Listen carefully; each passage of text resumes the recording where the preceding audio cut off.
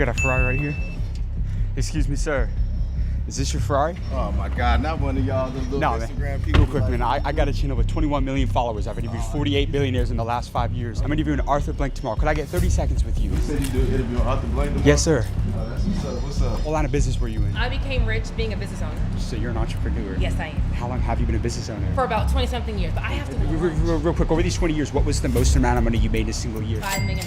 You said $5 million? Yes, Real quick. Oh man, 10 million. $10 million. Yeah.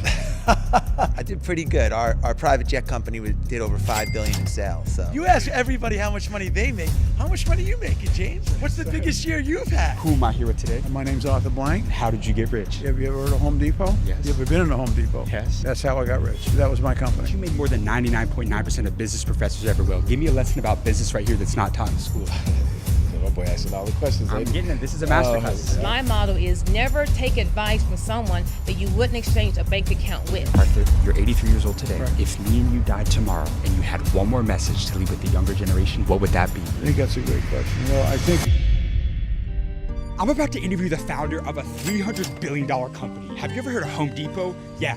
This store right here, well today, I'm gonna be interviewing the man behind it, Arthur Blank, who also bought and owns the Atlanta Falcons. But before we do that, look, I'm in Atlanta, Georgia right now, one of the richest cities in America, home to over 30,000 millionaires and over 15 billionaires. So we're gonna hit the streets to find out how the wealthy people here actually got rich. Now let's get this video on the way.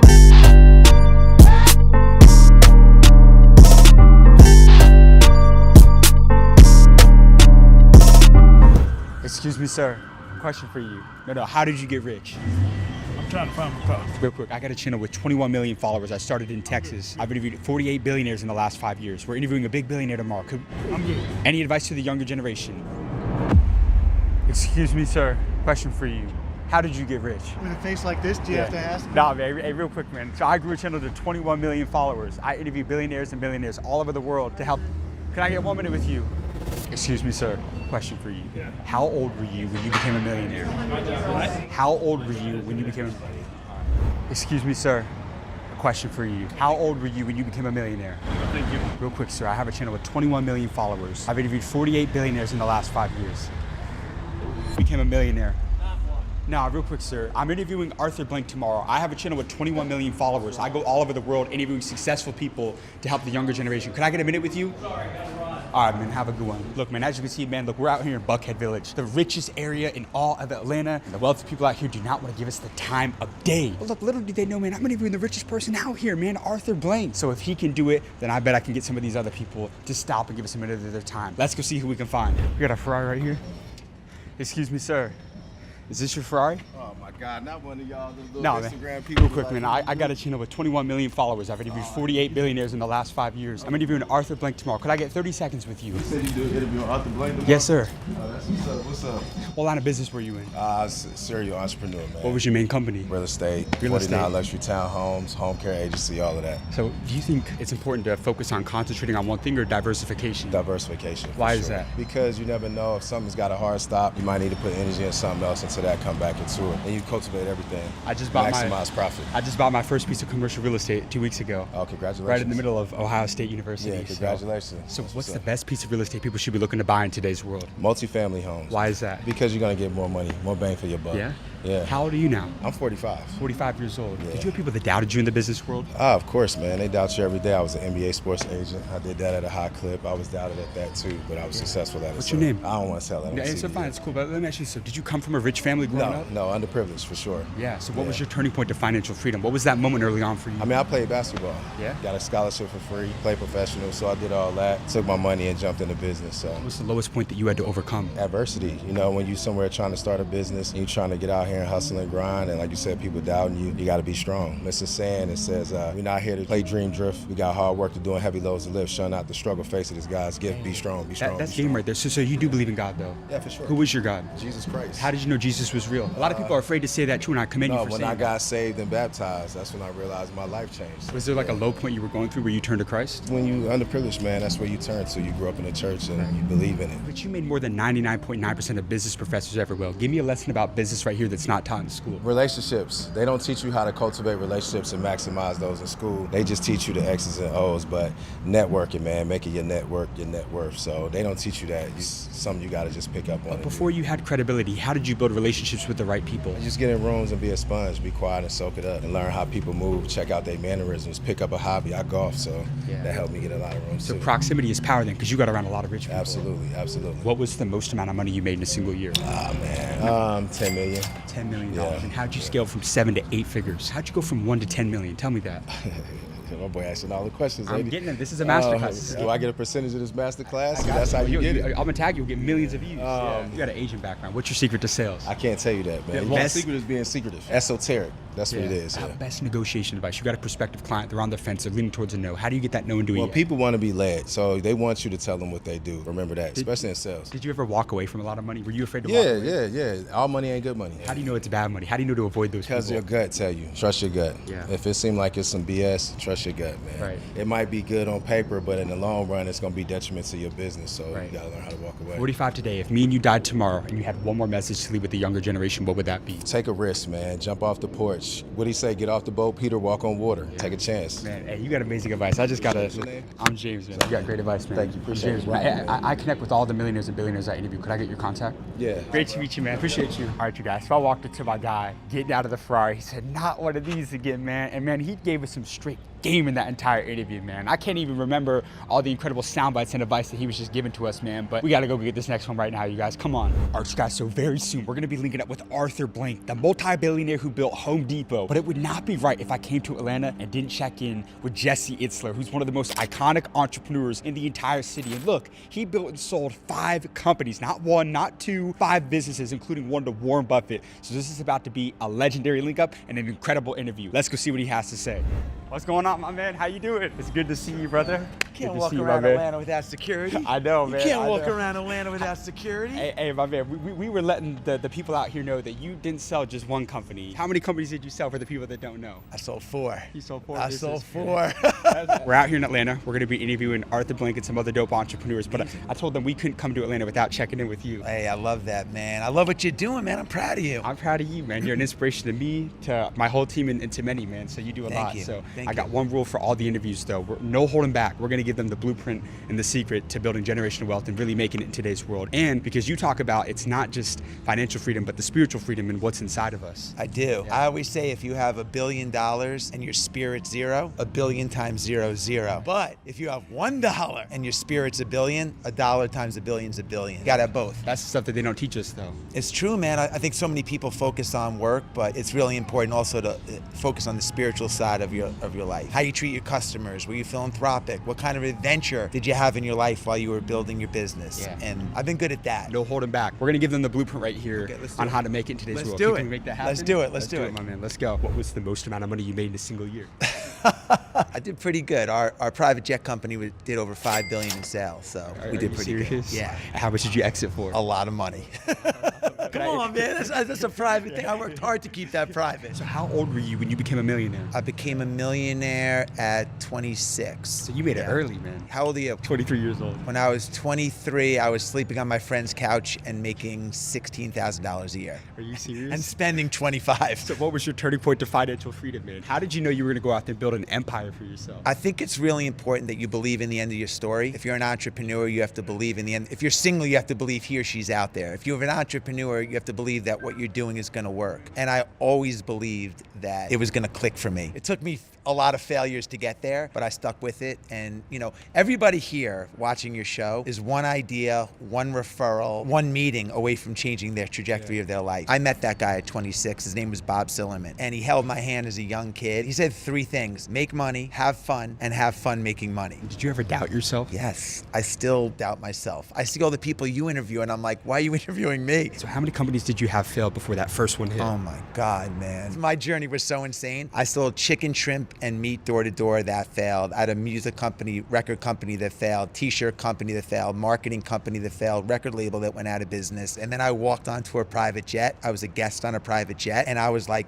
people fly like this? I want to fly like this. And then my partner and I were like, let's start a company so we can fly on private planes. A couple of years later, we were doing $5 billion in sales. So why did you not give up? When I was growing up, my dad never let me win in anything. We would play checkers. As a 6, 7-year-old, he would beat me every time, no mercy. All the way till I got older. I didn't beat him in checkers till I was 55 years old, but what he was teaching me was how to deal with disappointment and that nothing would be handed to you. And that was a really important lesson for me, especially as I became an entrepreneur, because I had so many ventures that failed before one worked. And my dad taught me to stick with it. So, you know, I could have easily given up after company 1 failed, company 2 failed, but I didn't. Take us back to the most life-changing conversation you ever had. What's the greatest piece of advice that you received throughout your career? I think I got it when I was 50, actually, from my wife. And she said, put more on your plate of what it is you love to do with the people you love to do it with. Now, that might not sound like business advice. It's amazing business advice because we focus so much on the financial side of business and we tend to over-index in the energy we put into the financial side, but we tend to sometimes neglect the spiritual side. Like while you're building your business, did you live a life of adventure? What kind of culture did you build? Did you keep your friendships when you were childhood and in college? And I've been really good at this side of it. Good entrepreneur, amazing at living life. Because it goes like this.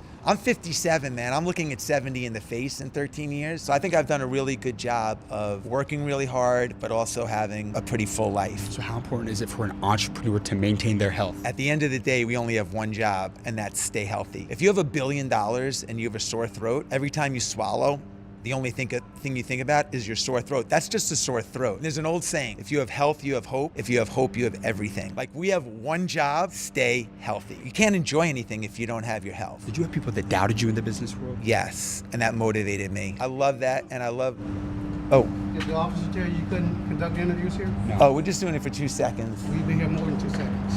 So I need you guys to stop recording. Did you have permission to do this? No, but we're just doing 2 seconds, man. That was 4 minutes ago. Okay, but we're happy to leave, but what's the problem with it? Okay. We So own still part of this property whole entire management has to- Who's in charge of the whole thing, my friend? Who can we talk Property to? management. Okay, I'll go talk to I'll him go right with now. you. It's all good. All right, so you guys. So look, as you can see, man, we don't take no for an answer, man. We're gonna make it happen. That's happened to me one too many times. Does it happen a lot? It does. All the Yeah, time. yeah. I mean, like, are you serious? There's no one here. No, but exactly. We're cranking really good. So let me ask you this, right? You sold a company to Warren Buffett. What did you learn from doing business with Warren Buffett? I think the biggest thing I learned from Warren is that you get rich slowly. Yeah, I mean, in today's world, you see people and it's all like, oh, he got rich overnight. And that happens to some people. It takes time to build a brand. It takes 8, 10 years to build a brand in this country for most people. And it takes a long time to acquire wealth. You will make 20 times more money in your 40s than you're making now because you're going to know more people. You're going to know what mistakes to avoid. It's going to be a lot easier for you. And it's going to be a little bumpy between, even though it might not seem like it now, it could get a little bit bumpy, but you're going to make, how much money do you make now? You ask everybody how much money they make. How much money are you making, James? What's the biggest year you've had? How did you get rich? So my business is going to make well over $10 million this year. At 23? 23. Let's go, man. Congratulations. So thank you, man. So what you're telling me is that we're going to make 20 times $10 million in the next couple of years. Yes, I believe that. Can I invest in you now? I don't know if I need the Wait, you capital. guys are making $10 million a year now? Over 10 mil. So is it safe to say that your company's probably worth $80 to $100 million now? It could be, yeah. You want to sell 10% of it? We could set up a call after this. No. Let's do it right now. Let's Contact. Shark Tank this right now. I'll give you my contact. That way you have it, man. So what is the number one thing that you look for? No, let's go back to that, James. I'll give you a check for $10 million today. Talk to your partners. You guys give me 10%. I'll even give you an out. If for some reason it's not working or whatever, you can buy me out at a price that you feel is totally fair. In 3 years, if I don't bring more value to what you guys are doing, and part of being an entrepreneur is figuring out how to get from A to B the fastest. If I can't help you guys get from A to B faster, I'm out. Think about it. So you were just willing to give me a $10 million check. What is the number one thing that you look for in people when you're deciding to invest into them? Hunger. I'm looking at like you're hungry. I see you out there hustling. The way you approached me, you are the business plan. So you don't invest in businesses, you invest in people. 100%. Tell me your craziest business story. I was pitching Zico to Coca-Cola, and I knew that the founder, that the guys at Coke were huge Yankee fans. And I was friends with A-Rod, and I asked him if he could be at my office at 5 o'clock. And he was like, yeah, what do you need? I go, just knock on the door, wave to me, and leave leave. So he comes up for 5 o'clock, we're in a meeting, I go, hey Rod, I'm in a meeting, man, I'll call you in 10 minutes. Like, cool. He leaves it like, the guy's flipped out. Did you close the deal? We closed the deal. We did. So it's safe to say that credibility kills all bad attitudes. It definitely helps. Let's talk to that young person real quick. They're starting out. They don't have a lot of credibility. How can they build relationships with the right people? You found a billionaire mentor at 26 years old. How does somebody get in touch with and connect with the right people? Proximity. You got to put yourself in situations in the right rooms. I mean, when I was 21 years old and I was sleeping on my friend's couch, I used to go to the Beverly Hills Hotel every day for lunch. And I walked in the first day and I'm like, mogul, actor, best athlete, best CEO. I'm like, you don't have to stay at this hotel to go to the restaurant. My friend's like, no. That became my office. I went every single day at 21 into the Beverly Hills Hotel and I would watch their mannerisms. I would literally follow someone into the bathroom, you know, and just like, oh my God, I saw you here. Just starting small talk. Proximity, man. 57 years old today. If me and you died tomorrow and you had one more message to leave with the younger generation, what would that be? I think the best quote I ever heard is from Gandhi. Learn like you'll live forever, live like you'll die tomorrow. I love that. So you got to make every day count. I'm always learning and I live big. You have amazing advice, sir. Thank you so much for your time. Keep doing what friend. you're doing. 10%. 10%. Think about it. Excuse me, ma'am. Ma'am, question for you. How did you get rich? Who are you? I interview billionaires all over the world. Who says I'm rich? You look like money, ma'am. You look like money. Okay. What'd you do? I became rich being a business owner. So you're an entrepreneur. Yes, I am. How long have you been a business owner? For about 20-something years, but I have to know Real quick, over these 20 years, what was the most amount of money you made in a single year? $5 million. You said $5 million. Yes, Real quick, can we interview you for 1 minute? We have 21 million followers. We have 21 million followers. It's to help the younger generation. It'll be worth it, I promise you.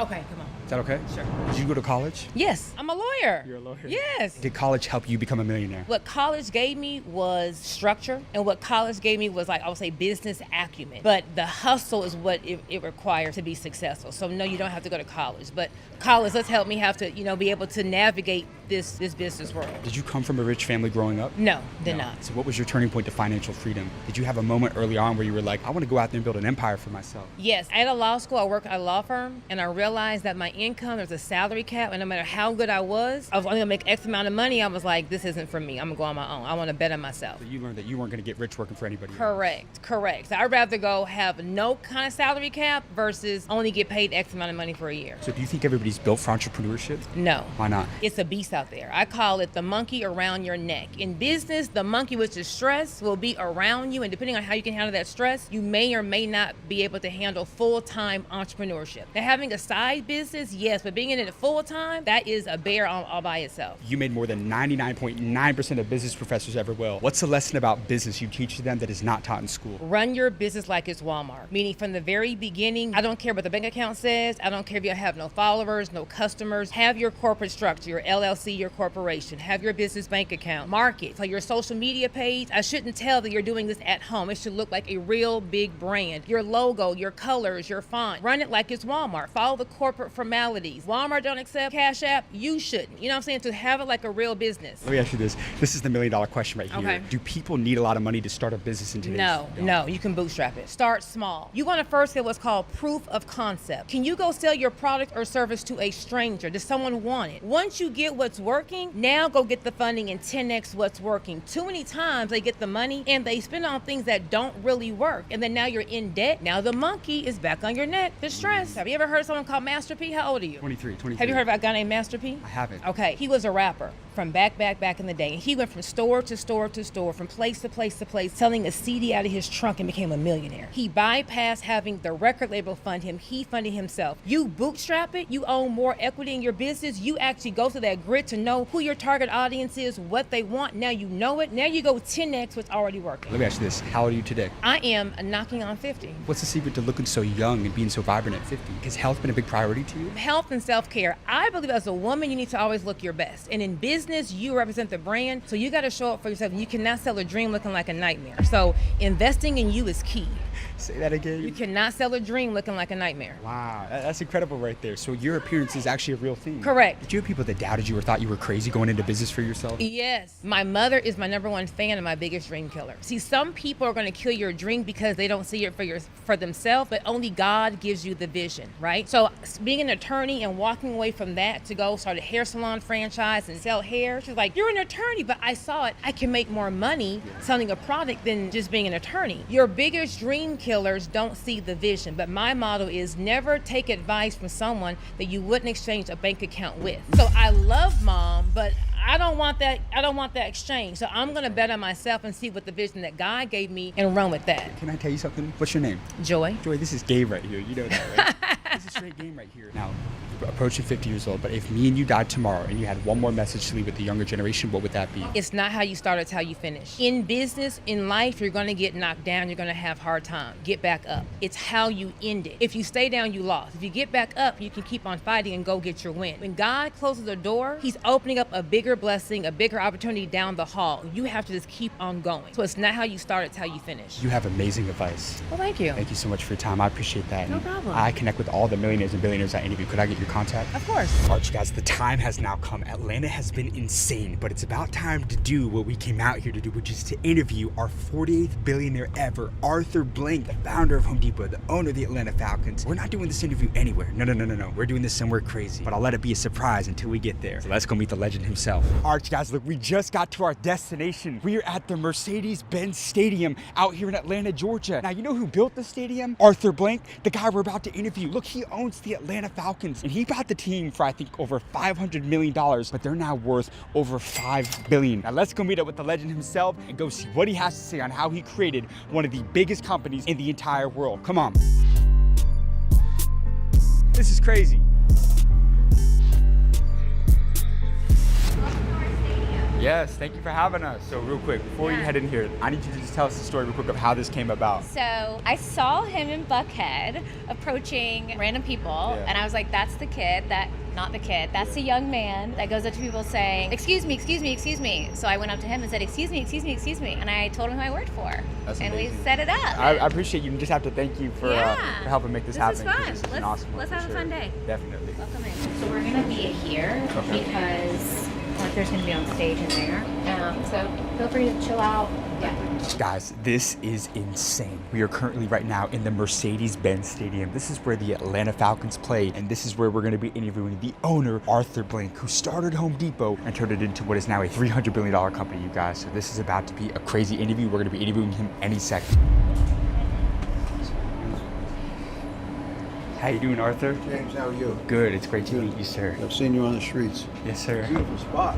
Yes, sir. It's beautiful. We've done a lot of cool interviews, but not in a spot like this before. I gotta say, that blue top looks sharp on you, man. It looks thank really you. good. I got one rule for all the interviews. We're gonna give the younger generation right here the secrets to becoming successful. Great. Who am I here with today? My name's Arthur Blank. And how did you get rich? Have you ever heard of Home Depot? Yes. You ever been in a Home Depot? Yes. That's how I got rich. What do you mean? That was my company. And how much is your company worth today? Probably $350 billion.